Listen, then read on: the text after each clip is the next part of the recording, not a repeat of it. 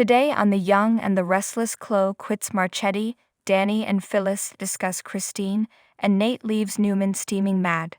Help the civic organization that has been assisting the Israeli community during the war. In the jazz lounge, Phyllis greets Danny. She's not surprised she ran into him again and notes he loves this time of year. Danny agrees, it's nice. Phyllis notices she only got 2 words out of him. Danny stammers, you know. Phyllis observes, the bug comes back into town and suddenly I'm the pariah, right? Danny insists nothing has changed and he still admires how she's trying to turn her life around. Phyllis smiles, you're just admiring me from arm's length, right? Danny feels like whatever she's hanging onto with Christine, she's projecting it onto him. Phyllis apologizes. Her guard comes up when it comes to the bug. Danny asks Phyllis to call her Christine. She's just had a breakup and is going through an emotional time, so please just leave her alone. Phyllis insists she's not about that and vows to lay off Christine. She feels for what she's going through. Danny worries Phyllis is falling back into the old dynamic, but he sees the effort she's putting in. Phyllis likes to hear it. I do feel bad for Christine, I really do. I don't wish that kind of pain on my worst enemy. Danny teases, is she just saying what she thinks he wants to hear? Phyllis assures him she's not the same person she was. I'm a work in progress. Danny muses, aren't we all? Phyllis thinks she'll get into meditation. Danny has been doing it for years and it's helped him tremendously. Phyllis asks, will you teach me? Danny laughs self-consciously. He can't teach her because he's not certified. Phyllis admits it's a foreign concept to her. Danny says a certified trainer can show her how to harness her impulses. Phyllis asks him to hook her up and he agrees. She invites him to have dinner, but Danny already has plans. She replies, oh, let me guess. Danny says it's Matt Christine. At Society, Christine and Nina chat about hanging out while Chance is finishing up his investigation. They're happy to get to spend time together the other day. Christine was glad to be able to talk openly about her feelings for Danny without being judged. Nina says she was madly in love with him, and it's not like anything happened when she was married to Paul. Chelsea meets up with Chloe at Crimson Lights and thinks it's great that Summer wants to talk outside of the office. Chloe smirks about being summoned by the boss. Chelsea knows they've been butting heads, but she's unconcerned and thinks the meeting will be great. Summer comes in and recaps that Chloe has expressed frustration with the creative process. Chelsea thinks it's normal. Summer is confident they can strike the right balance. Chloe surprises them both by blurting, yeah, I just don't think that's possible. Summer tells Chloe she wants to find a way that works for all of them. Chloe's just making an honest assessment. This can't work. Chelsea wants a few minutes alone with Chloe, who says there's no need. She doesn't think it's possible to find a rhythm when Summer is so hands-on, and there's 3 of them involved. One is always struggling to be heard. Chloe thinks Summer can find that balance with Chelsea. She'll be the odd one out, and it's not where she wants to be right now. At Newman Enterprises, Nate gops, I'm fired. Victoria interjects, for what? Victor levels, you had it all planned, Nate, didn't you? Send me off to some loony bin surrounded by doctors who don't give a damn about my health just to keep me away from here. Nate protests. Victor bellows as he holds up his phone. I have all the proof right here. I've talked to the head of that loony bin and he gave me a full report. Nate insists he was protecting his privacy by arranging things in advance. There had to be NDAs and precautions. Victor hollers, you are lying now and you were lying then. Victoria asks her father to calm down. Victor will calm down when he feels like it. He declares that they all should know this whole mental decline was a ruse. He knew full well who was in charge of Newman Media. Didn't forget a damn thing. Adam asks, you didn't forget that your granddaughter was dead?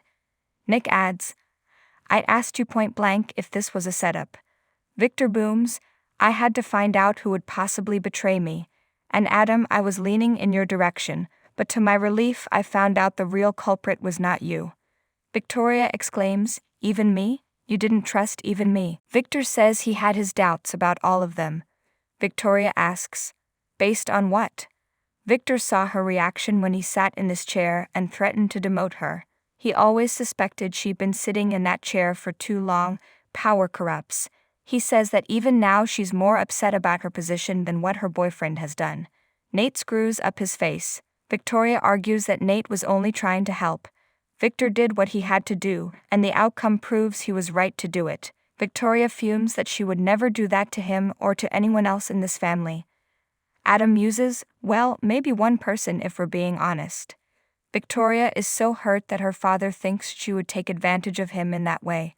Victor saw it coming because of all the infighting and because of Nate. He knew someone was planning to take this over. Victoria asks how long he was planning on keeping this from all of them.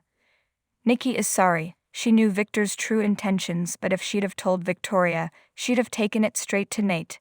Victor says, and then we'd never have known of Nate's true intentions. Nate argues he was acting in his best interests.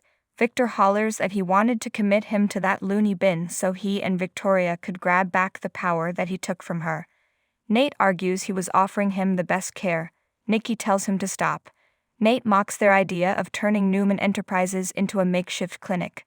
Adam says it would have protected their father with minimal risk of exposure or leaks. Nate snarks about them loving to operate in the shadows and making up their own rules. I did nothing wrong. My plan was sound and it was above board. And guess what? I had no ulterior motives. Realizing that he won't convince them otherwise, Nate tells Victor he did him a favor by firing him and storms out. Victoria tells Victor, we'll talk about this later, and follows him. By the elevators, Victoria catches up with Nate and apologizes. Nate accuses her of not having his back. I thought we were a team. Victoria protests. We are. Nate hisses that it certainly didn't feel that way in there. Victoria is as angry about all of it as he is. Nate counters, not even close. He's sure she'll get over it and will be fine. Victoria hates that things turned out this way. Nate hollers that she basically threw him to the wolves. You sided with Adam. My God, if that doesn't tell me everything I need to know about your priorities. Victoria intones, Nate. Nate fumes that Adam's plan was the perfect setup for him to manipulate Victor from the inside. If you didn't see that, you really weren't paying attention. In the office, Nick tells his father he really didn't put them all through this just to get rid of Nate. Victor didn't know it was Nate and had to come up with a test to find out. Adam smirks. You expected me to fail spectacularly. You thought I would be the one to make a power play and take advantage of the situation. You all did. Nikki sniffs. With good reason. Adam says he truly believed Victor was in decline, and it really shook him up. Nikki scoffs and Nick says he has no doubt he would have used this to his advantage. Victor says he's convinced that Adam acted in his best interests and the company's best interests. Adam nods. By the elevator, Victoria tells Nate that her father did this to him, not her. Nate doesn't totally blame her. It's in her DNA. You fell right in line, didn't you? Victoria insists they can fix this. Nate says it would mean taking a stand she doesn't want to take. He fumes over Victor thinking he has proof of a coup when the details were perfectly reasonable. My mistake was thinking you'd have my back. He won't make it again. In the office, Victor notes it would be one thing for the siblings to fight like this when things are going well. God forbid there had been crisis, this would have been catastrophic. Nick reminds him there was no crisis. Victor volleys, you don't know that. We don't know that. Adam, though, knew what was at stake. He asked all of you to work together. Nick snarks, well, we'll never know that, will we, because you ended the charade before Nate could be put to the test. Victoria rejoins them and complains that Victor should have given Nate the benefit of the doubt. Why did you have to fire him so quickly? Victor reiterates that Nate called the loony bin to get him out of the way. Nick nods, he wanted to give you home court advantage again. Nikki tells her daughter, it was about getting you back in charge so that he could then be co-CEO, rather than any real concern for your father. Victor thinks it was Nate's revenge on him for demoting her. Victoria informs her dad that pretending something was wrong with him was cruel. Victor counters that her mother warned him he couldn't risk telling Nate the truth, and it turned out to be right. Victoria fumes, you know what, Dad? Your mind may not be slipping, but your instincts are. They're worthless when it comes to Adam. She thinks this whole game was just another way to give him yet another free pass, despite all of the terrible things he's done. I'm sorry, but I don't know if I can forgive you for this. She walks out and Nikki gives Victor the hairy eyeball. I warned you this would happen. At Society, Christine tells Nana that she saw Danny at the club after they spoke last. Nina learns Phyllis was there and guesses Danny acted like she didn't even exist. When Chris walked in, she asks what happened. Christine says it was sweet and describes how they sat at the piano together. Nina thinks it sounds like magic. Chris says it was just so easy being with him. Nina goes on about them still having a connection. Christine found herself opening up to him since he's a good listener. Nina asks if she'll pursue this. Christine explains that they're friends and she has a lot to unpack still. I'm not rushing into anything. At Crimson Lights, Summer steps away to take a call and Chelsea questions Chloe about leaving. Chloe thinks it makes sense. Chelsea reminds her they're a team. Chloe tells her she's a creator and she has a great facilitator in Summer. She has no problem with her, but Summer isn't letting them do their own thing. It's just not right for me. Chelsea says she needs her and doesn't want to do this without her. Chloe tells her this is her opportunity to dig in and build something. I don't need this. Summer rejoins them and asks Chloe what she can do to get her to stay. Chloe says she can't change her mind. I just don't think it's a good fit for me. She experienced a good fit earlier with Sally. They have a rhythm that made her realize what a collaboration should feel like. Her staying wouldn't be fair to either of them. I adore you both, but I just think it's time for me to move on. In the jazz lounge, Danny wonders why Phyllis is so hung up on the idea there's something going on with him and Christine. He's having dinner with Daniel and Lucy. Phyllis is thrilled that Lucy and Heather are back in town. Danny warns her not to try and push Heather and Daniel back together, or she'll push her son away. Phyllis reassures him. Danny tells her, "In that case, you are welcome to join us." At Society, Christine complains to Nina about Phyllis walking away from her crimes. She doesn't have it in her to be DA anymore. Nina is giving her other career ideas when her phone rings. She listens and says, "Yes, I'm his mother." "How bad is it?" After telling the person on the other end that she'll be right there, she tells Christine, Chance has been shot. Chris follows her friend out the door. In Victor's office, Adam asks, "Just to be clear, Dad, you really are all there?" Victor chuckles, "I'm as lucid and as sharp as I've ever been, boy." Nikki can attest to that. Adam asks where they go from here. Victor wants to know where Nick stands. He says that his sister has spent her life growing what he built. He can understand why she's so hurt. I hate seeing her go through this. Victor does too.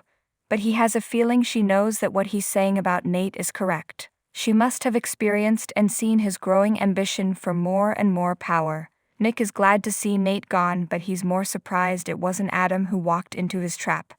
Adam fumes, "I told you we needed to pull together for Dad. It was you who wouldn't put your personal feelings aside." Victor tells Nick that with Nate gone he needs him at the company. Nick warns that Victoria may not forgive him. In her mind, this may be one betrayal too many. In the hallway, Victoria texts Nate, asking him to call her back so they can meet and talk. At Society, Nate reads Victoria's text and slaps his phone down on the bar. He picks it back up and responds to Devon's earlier text asking to get a drink together. "Tell me when and where." At Crimson Lights, Summer appreciates Chloe's candor.